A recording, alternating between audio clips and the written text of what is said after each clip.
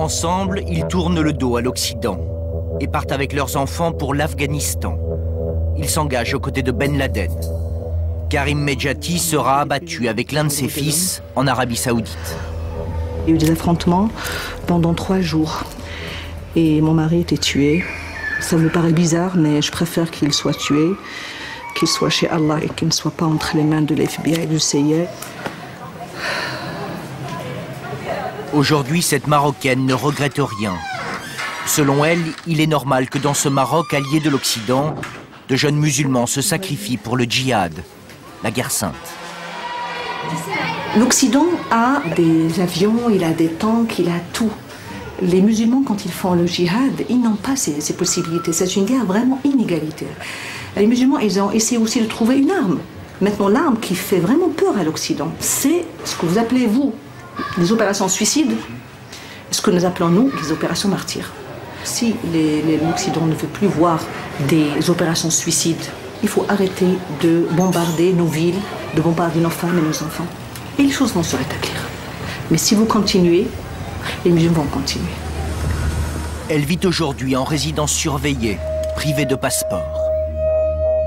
Au Maroc, les chefs de la mouvance djihadiste sont morts ou derrière les barreaux. Comme cet homme, Pierre Robert, l'émir aux yeux bleus. Un Français condamné à perpétuité pour les attentats de Casablanca. Aujourd'hui repenti, nous sommes entrés en contact avec lui par téléphone. Ce qu'il nous explique est incroyable. L'appel au djihad continue de la prison de Salé, la plus sécurisée du pays. La prison est devenue en quelque sorte un centre d'endoctrinement. Il y a au niveau théologique des cours qui sont donnés et des entraînements physiques qui sont faits en groupe, proches des entraînements militaires.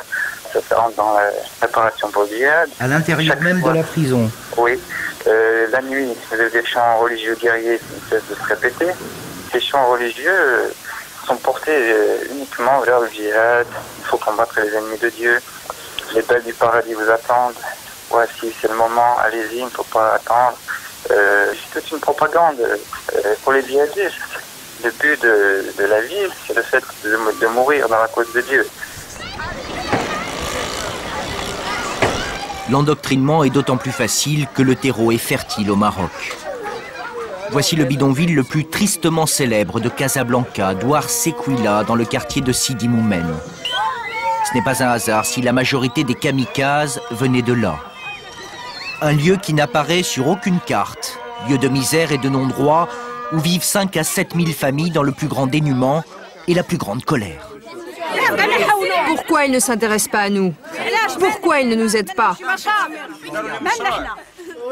Qu'est-ce qui nous manque? On n'est pas assez beau?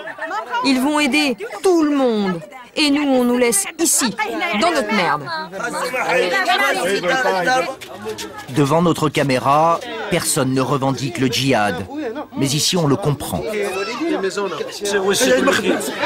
Ceux qui se font exploser, on ne peut pas les considérer comme de bons musulmans. C'est contraire au principe de l'islam. Mais bon, si on regarde celui qui vit dans la misère, qui est au chômage, qui vit dans un bidonville immonde, sans un sou en poche, et qui fréquente des gens dans la même situation, eh bien on peut comprendre que ça le conduise au désespoir. Ça fait de lui un kamikaze potentiel parce que tout ça, ça vous bouffe le cerveau. C'est contraire à l'islam, mais nous, on comprend. Dans les bidonvilles du Maroc, il y a des luttes d'influence entre les islamistes prônant le terrorisme et ceux qui ont renoncé à la violence. C'est le cas de l'association Justice et Bienfaisance. L'égérie de ce mouvement islamiste, c'est elle, Nadia Yassine. Aujourd'hui, en visite dans un bidonville à Salé. Vous allez comprendre maintenant pourquoi on a des kamikazes. Alors là, c'était des anciennes écuries. Vous allez voir les arcs là-bas et ils font avec. Justice et Bienfaisance, créée dans les années 70, est omniprésent dans les quartiers déshérités du Maroc. Le mouvement occupe la place, désertée par l'État. Même pas de canalisation. Notre islam à nous est un islam libérateur. C'est un islam libérateur parce que seule la foi peut nous donner le souffle pour opter pour un changement sans la violence. Parce que quand on voit ça, on a envie de se faire exploser. On est sinistrés, on est un peuple de sinistrés. Il y a de plus en plus de Marocains qui vont vers cette précarité et une toute petite élite qui est en train de s'enrichir jour après jour, de construire des palais et nous, moi, ça me fait très mal au cœur. Ça me fait très mal au cœur.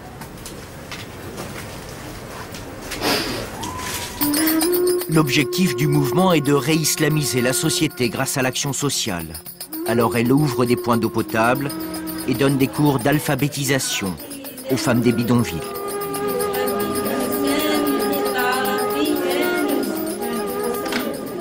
Cette association nous est très chère. Nous ne pouvons plus vivre sans elle. J'ai appris à lire, à utiliser un téléphone. Je ne savais même pas faire ça. J'ai appris à reconnaître les noms des rues. Maintenant, je peux lire le nom des places. Je sais me diriger.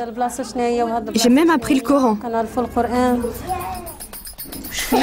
Le Coran, il est omniprésent dans l'enseignement de justice et bienfaisance. Mais pas seulement le Coran. Il y a l'idéologie. Le mouvement prône l'avènement du califat et l'instauration de l'État islamique au Maroc, basé sur la charia. Le retour à un islam pur et dur. Un appel relayé aujourd'hui dans tout le Maroc par les chaînes du Golfe captées par satellite. Grâce au quadrillage de terrain, à l'encadrement des disciples, Justice et Bienfaisance peut mobiliser des dizaines, voire des centaines de milliers de personnes. Comme ici à Casablanca en 2003, contre la réforme du Code de la famille qui accordait plus de droits aux femmes. Ce mouvement islamiste est officiellement interdit, mais extrêmement puissant, il est toléré.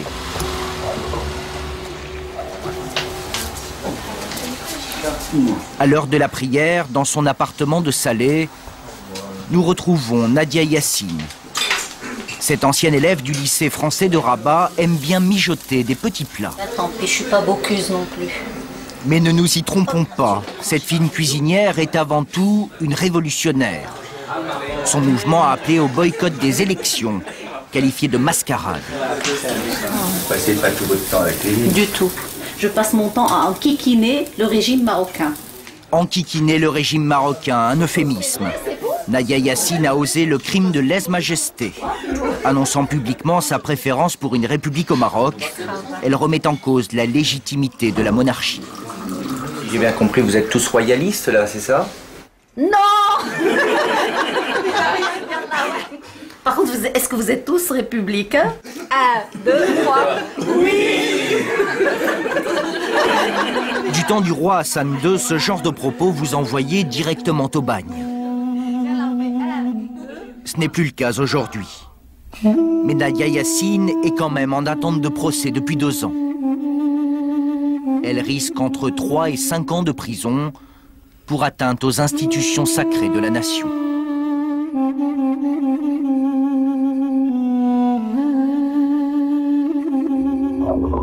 Aujourd'hui, comme dans l'ensemble du monde arabe, le Maroc connaît une poussée islamiste. Mais le vocable islamiste recouvre dans le royaume chérifien des réalités fort diverses, plus ou moins démocratiques. Entre les islamistes modérés du PJD, les fondamentalistes de justice et bienfaisance et les djihadistes du front anti-occidental, la pression est forte sur le roi qui veut moderniser son pays, mais qui doit aussi tenir compte des aspirations d'une partie de son peuple. Comment canaliser l'islam politique dans le jeu démocratique? De la réponse à cette question dépend sans doute le visage du Maroc de demain.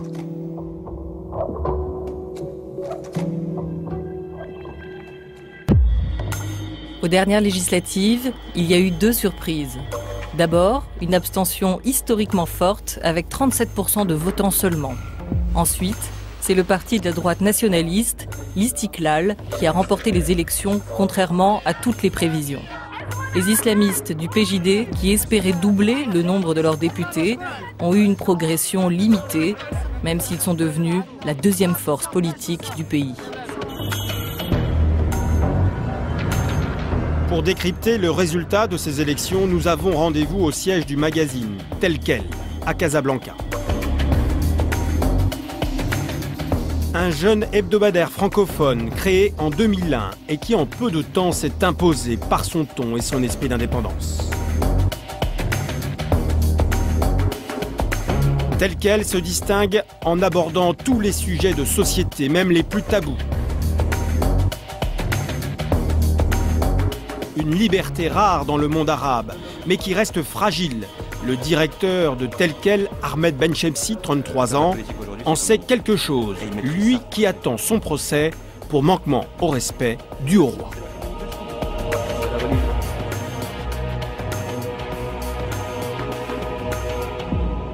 Alors, le Maroc vient de voter, les urnes ont parlé. Comment interpréter ces élections ? D'abord, les islamistes n'ont pas gagné d'une manière aussi large qu'on s'y attendait. Et ça, c'est intéressant. Ça prouve que finalement, un raz-de-marée islamiste est un fantasme et que la structure sociologique du Maroc reste ce qu'elle a toujours été. À savoir, notamment dans les campagnes, une société largement féodale où c'est les seigneurs locaux qui l'emportent, abstraction faite de toutes les idéologies. C'est pour ça que le parti de l'Istiqlal a gagné et que le PJD, le parti islamiste, finalement, n'est que deuxième. Maintenant, je crois que la leçon majeure à retenir des élections, c'est le taux de participation qui est très faible. 37%, il n'y a jamais eu ça dans l'histoire du Maroc. Même si les taux de participation avant étaient relativement truqués et manipulés. Mais bon, là, ça sent l'honnêteté. C'est vraiment 37% des inscrits qui ont été votés. Et bizarrement, mais c'est un signe de transparence, d'honnêteté. Ça prouve que les élections seront véritablement transparentes, à savoir qu'il y a très très peu ou quasiment plus d'achat de voix. Et donc, les gens, si on n'achète plus leur voix, ils n'ont plus de réelle raison d'aller voter. Pourquoi ils voteraient? Pour le sens de ces élections, c'est là où on revient aux fondamentaux de la politique marocaine, à savoir que les élections n'ont pas de sens réel tant que la réalité du pouvoir reste concentrée entre les mains du roi. Alors, quand on s'inquiète, en France par exemple, de l'évolution du Maroc et qu'on dit quand le Maroc un jour deviendra islamiste, ça vous fait quoi? Vous réagissez comment? Ça me fait sourire. Ça me fait sourire parce que le Maroc a peu de chances de devenir islamiste tant que la monarchie reste ce qu'elle est, à savoir une monarchie absolue dans les textes et parfois dans les faits aussi, oui. Et cette monarchie est une monarchie de droit divin. Donc l'État est islamiste au Maroc. Maintenant, il ne met pas là-dedans les mêmes choses que mettent les barbus et les frères musulmans et tous ces gens-là. Mais enfin, c'est quand même un argument qui est fort. Il répond à ces gens-là, mais comment ça vous défendez l'islam? Mais moi, le commandant des croyants, dit le roi, je défends l'islam plus que vous.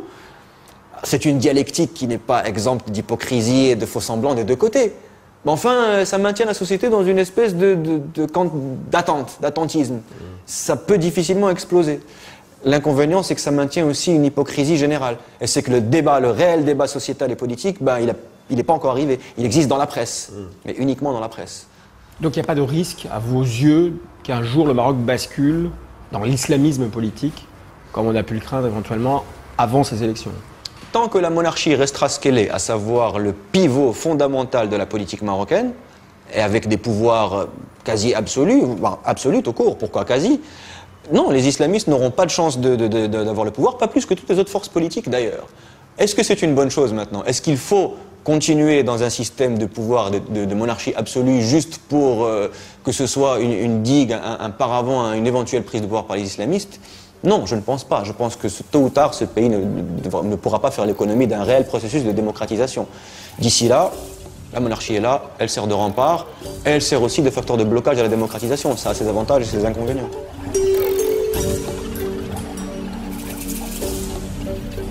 Ici, le roi est sur toutes les lèvres, dans toutes les têtes, dans tous les foyers marocains. Plus qu'un recours, ce jeune monarque concentre tous les pouvoirs politiques et religieux, puisqu'il est aussi le commandeur des croyants. Mohamed VI, aujourd'hui confronté à une tâche immense.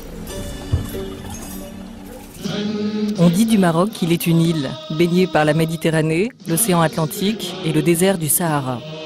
Selon les Marocains, leur pays inclut le Sahara occidental, annexé en 1975.